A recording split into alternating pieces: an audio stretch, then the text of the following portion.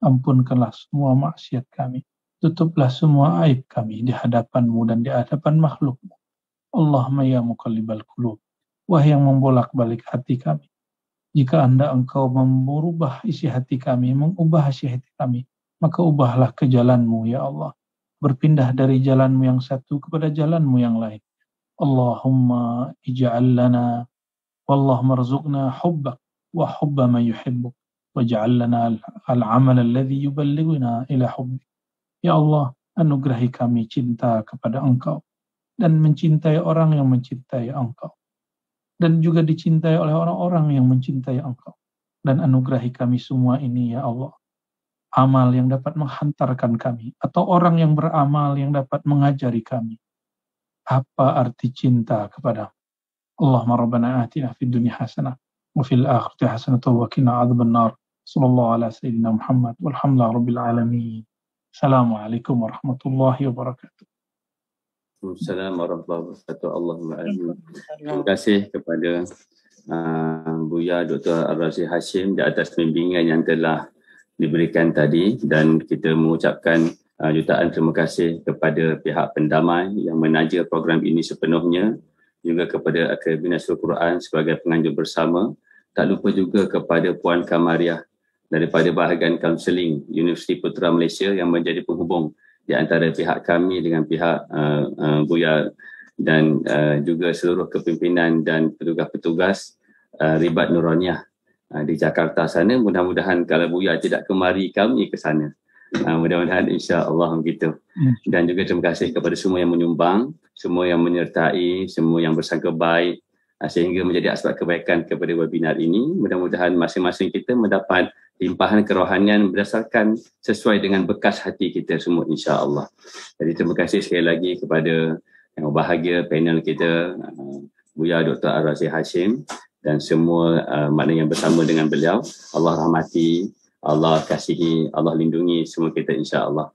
Dan mohon izin untuk kita sama-sama menutup majlis ini dengan sama-sama kita membaca